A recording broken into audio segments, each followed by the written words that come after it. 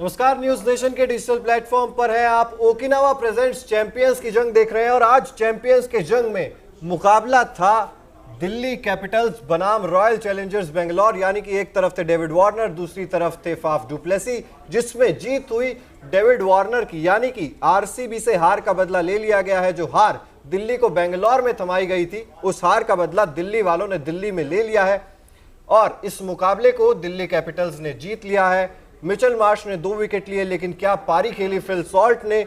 और लग रहा था कि 180 182 अगर बनाए हैं तो डिफेंड किए जा सकते हैं। विराट कोहली मैच के बीच में ये बात बोलते हुए नजर आए थे कि 160 भी बनते तो भी शायद हम इसे डिफेंड कर लेते, लेकिन ये तो 180 भी डिफेंड नहीं कर पाए और एक तरफा हार ये रॉयल चैलेंजर्स बेंगलोर। और इसी के साथ दिल्ली ने अपनी जो कहते हैं वो उम्मीद कायम रखी है इस पूरे टूर्नामेंट के लिए। बिल्कुल। और फिल सॉल्ट, और आप देखेंगे जिस तरीके से दिल्ली बल्लेबाजी कर रही थी, ये तो 200 210 होते तो भी चेज हो जाते, आराम से हो जाते, क्योंकि एक तो ड्राई सरफेस था दिल्ली का और गेंद ना बड़े अच्छे से बैट पर आ रही थी। और फिल शॉट ने क्या बैटिंग की आज, मज़ा आ गया उनकी बैटिंग देख के, क्योंकि उनके पास हर तरीके के शॉट्स हैं।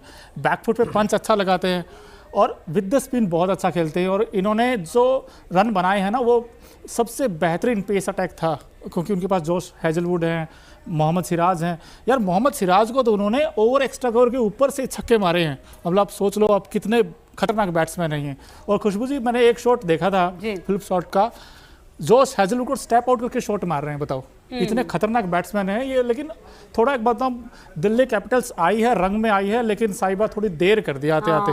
हालांकि चलिए उम्मीद कायम है। और देखिए इस मैच को भी अगर देखें तो 17वें ओवर में ही जीत लिया है और ये भी बहुत इंपॉर्टेंट होगा। बिल्कुल, नेट रन रेट में भी फायदा हुआ और दिल्ली कैपिटल्स पहली बार इस टूर्नामेंट में 10वें पायदान को छोड़कर 9वें पायदान पर आ गई है। बहुत बहुत बधाई हो दिल्ली कैपिटल्स को, डेविड वार्नर को। अक्षर पटेल इस कैंप में लगातार मेहनत करते हुए नजर आते हैं। और रॉयल चैलेंजर्स बेंगलोर के लिए बुरी खबर हो सकती है, क्योंकि अभी भी 10 अंकों पर ही अटकी हुई है। हालांकि पॉइंट्स टेबल में वो कोई नुकसान नहीं हुआ, 5वें नंबर पर ही है रॉयल चैलेंजर्स बेंगलोर की टीम। लेकिन दिल्ली कैपिटल्स ने टीमों का खेल बिगाड़ना शुरू कर दिया है यहां से। अब अगर दिल्ली कैपिटल्स इसी तरह से बाकी टीमों का खेल बिगाड़ेगी तो जिसको हराएगी उसको बाहर करती जाएगी। बिल्कुल। और अब देखिए ना, इसी के साथ बेंगलुरु के लिए भी तो टेंशन बढ़ी गई है ना, क्योंकि जैसा कि कह रहे हैं, ऐसा लग रहा था कि स्कोर काफी अच्छा है, मुश्किल होगी दिल्ली को, शायद चारों खाने निश्चित कर देंगे। लेकिन शुरुआत से ही पकड़ दिल्ली की जबरदस्त रही इस मैच में। बिल्कुल, शुरुआत से ही पकड़ अच्छी रही। जब विराट कोहली और फाफ डुप्लेसी बल्लेबाजी कर रहे थे, पावर प्ले में शायद 50 या 51 रन बनाए थे उन्होंने। तो ये मुझे लग रहा है कि इस पिच के हिसाब से काफी नहीं थे। ये पिच 210 वाली थी, 200 से 210 के बीच में आपको बनाने चाहिए थे। और गेंदबाजी में तो जैसा कि मुंबई इंडियंस वाला हाल होता है, एक बार अगर आपको चौके छक्के पड़े तो सारी लाइन और लेंथ बिगड़ जाती है। जोश हेजलवुड जैसा गेंदबाज आकर नो बॉल कर रहा है, तो ये अपने आप में ये चीज दिखाता है कि प्रेशर झेलने में आप बिल्कुल कमजोर हैं। और फिल सॉल्ट ने जिस तरीके से बल्लेबाजी की, डेविड वार्नर ने वो शुरू में आके कुछ शॉट्स लगाए, जिससे पहले ही लग रहा था कि दिल्ली कैपिटल्स इस मुकाबले को आसानी से जीत जाएगी। बट खुशबू और चिराग, जिसे अभी आपने बात कही, 220 रन शॉर्ट रह गई दिल्ली, क्योंकि ये जो मैदान था इसके ऊपर 220 आराम से बन सकते थे। आरसीबी के लिए मुझे लगता है कि जो ग्लेन मैक्सवेल जब आउट हुए, वो एक हल्का सा सेटबैक आया, लेकिन उसके बाद महिपाल लोमलर ने आज क्या बैटिंग की है। आज 54 बनाए 29 बॉल्स में, उन्होंने मोमेंटम सेट कर दिया था। लेकिन बाद में वो जो फिनिश नहीं दे पाए, और वो दिनेश कार्तिक, मुझे अभी भी दिनेश कार्तिक के ऊपर सवाल है कि वो अंत में आकर क्यों फिनिश नहीं कर पाते। अब तक 10 मैचों में सिर्फ 110 रन है चिराग जी। जब तक वो फिनिश नहीं करेंगे ये टीम ऐसे ही स्ट्रगल करेगी कि लास्ट में 10-11 की एवरेज लेकर कहां जाएंगे। मतलब पिछले साल आप इतना अच्छा प्रदर्शन कर रहे थे, आपको वर्ल्ड कप की टिकट मिल गई, लेकिन इस साल बिल्कुल उलट हो रहा है इससे। दिनेश कार्तिक के लिए तो मैं समझ रहा हूँ कि हॉरिबल सीजन है। आज भी देखेंगे, अगर आप तो 11 रन बनाए, 9 गेंदों का सामना करते हो ऐसी विकेट और अंतिम 2 ओवर में सिर्फ आपके 14 रन आए हैं आरसीबी के लास्ट के दो ओवर। यही हो सकता था, ये तो ये एक बड़ी वजह रही है। सबका योगदान रहता तो जो आप कह रहे हैं कि 220 रन शायद वो बन पाते, तो थोड़ा सा मुश्किल होता, कम से कम एक टफ लड़ाई होती जो कि दिखी ही नहीं आज मैदान। सिनारियो चेंज हो सकता था, जहां 181 बने वहां 200 भी बन सकते, 200 प्लस भी बन सकते थे। और दूसरी चीज, दिनेश कार्तिक की जो विकेट कीपिंग है वो भी साधारण नजर आई, टू बी ऑनेस्ट, क्योंकि एक समय ऐसा आया था फ्लिप सॉल्ट सिर्फ 17 रन पर थे, उन्होंने उनका कैच छोड़ दिया वनिंदु हसरंगा की गेंद पर, वो ओवर एक्स्ट्रा कवर मारने गए, इनसाइड एज लगा बैट का और दिनेश कार्तिक ने बिल्कुल सॉफ्ट चांस था वो छोड़ दिया। मुझे लगा वो कैच नहीं छोड़ा, वो मैच छोड़ा आपने, क्योंकि वो एक ऐसी स्टेज थी जहां से अगर फ्लिप सॉल्ट आउट हो जाते वार्नर भी आउट हो गए थे, तो वहां से पकड़ हो जब सकता था। दिनेश कार्तिक इस टूर्नामेंट में ऐसे कैचेस छोड़ रहे हैं, ऐसे कैचेस पहले भी छोड़ रहे हैं। लखनऊ वाला वो मैच याद आता है जहां पर आवेश खान बिना बैट टच किए सिंगल भाग लिए थे, वहां पर भी गेंद आई नहीं थी दिनेश कार्तिक के हाथ में, वहां पर आ जाती तो वहां पर भी आप शायद ड्रॉ करवा लेते। विराट कोहली 119 की स्ट्राइक रेट से अगर आप दिल्ली में बल्लेबाजी करेंगे तो आप मैच कहां से जीतेंगे? 46 बॉल 55 रन। मुश्किल है जी, क्योंकि विराट कोहली को वो एग्रेसिव स्टार्ट देना पड़ेगा अगर इस टीम को और अच्छा करना है, क्योंकि अब कंपटीशन बहुत तेज हो गया है। अब 9 तारीख को मुंबई इंडियंस के साथ इनका मैच है और दोनों टीमों के लिए मस्ट विन सिचुएशन होगी वहाँ। उनको भी जीतना, क्योंकि मुंबई भी आज हारा है, उनको भी जीत चाहिए और इनको भी जीत चाहिए। लेकिन इनको जीत तब मिलेगी जब ऊपर से फाफ तो रन बना ही रहे हैं, लेकिन विराट को थोड़ा तेज खेलना पड़ेगा।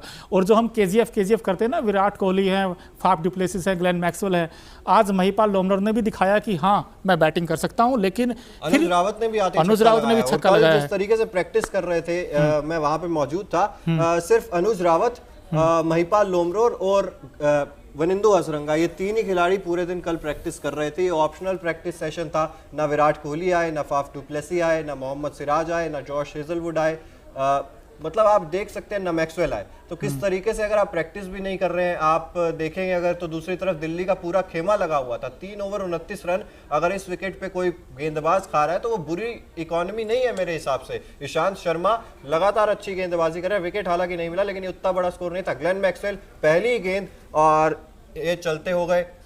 ग्लेन मैक्सवेल का अब समझ में नहीं आ रहा है, या तो 0 है या 50 है, या 0 है या 50 है।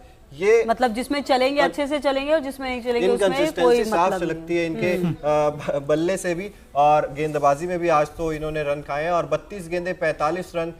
ठीक है ये पारी, लेकिन इन पारी को जिस तरीके से फिल सॉल्ट ने बड़ा किया, आपको भी इन पारियों को बड़ा करना चाहिए था। और अगर आप वहां से 200, जैसा कि मोनू ने भी कहा कि आप 220 या 210 आराम से इस विकेट पे बना लेते, फिर आप फाइट देते कम से कम। अब तो दिल्ली ने एक तरफा ये मुकाबला आपको हरा दिया, और अगर यहीं से भी सबक नहीं लेंगे तो फिर इस साल कप नंदे भी वो बिल्कुल, और जो सपना है हमेशा से वो सपना ही बनकर रह जाएगा। फिलहाल जो स्थिति लग रही है वो ये लग रही है। साल भी हाँ, बिल्कुल यही लग रहा है। But I think Delhi Capitals की हमें तारीफ करनी पड़ेगी, क्योंकि उन्होंने डोमिनेटिंग क्रिकेट खेला आज। आप ऊपर से देखे, डेविड वार्नर ने भी आज रन बनाए हैं, हालांकि वो उस इनिंग को थोड़ा सा और एक्सेलरेट करते, थोड़ा सा और अंत तक ले जाता। टाइम करना था आपको, टाइम करना था। यहाँ गेंद बड़े अच्छे से बैट पे आ रही थी, आपको सिर्फ विकेट पे खड़े रहना था।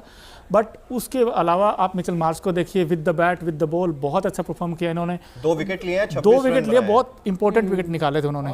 और उसके और डेविड वार्नर की बात करें, 22 रन बनाए 14 गेंदों का सामना करते हैं। और शुरुआत जो हम कह रहे थे, फिल सॉल्ट और डेविड वार्नर ने नींव जब रख दी तो फिर आपका काम तो बिल्कुल आसान हो गया था। उसके बाद तो बस आपको, और यहाँ पर एक चीज और थी, एक फैक्टर था कि आपको सामने की तरफ अगर आप स्ट्रेट बैट से खेलते तो फिर आपको साफ तौर पर पता चल जाता है ये चीज कि आपको सीधे बल्ले से शॉट खेलने हैं। लगातार अगर आप उस वी में शॉट्स खेलते तो फिर आप इस मुकाबले को आसानी से जीत सकते थे। लेकिन बार बार हम वही कहते हैं कि क्रॉस द बैट खेलते हैं, टेढ़े बल्ले से खेलते हैं, सीधे बल्ले से खेलते। फाफ डुप्लेसी जिस तरह से शुरुआत कर रहे थे मोनू, सामने की तरफ स्ट्रेट ड्राइव पे चौका लगा, कॉन्फिडेंस दिख रहा था वहां से। लेकिन उसके बाद तो हम देख रहे थे कि भाई कल प्रैक्टिस में भी यही हो रहा था कि साइड बाउंड्रीज मारनी है, सीधे बल्ले का इन्होंने प्रयोग किया ही नहीं।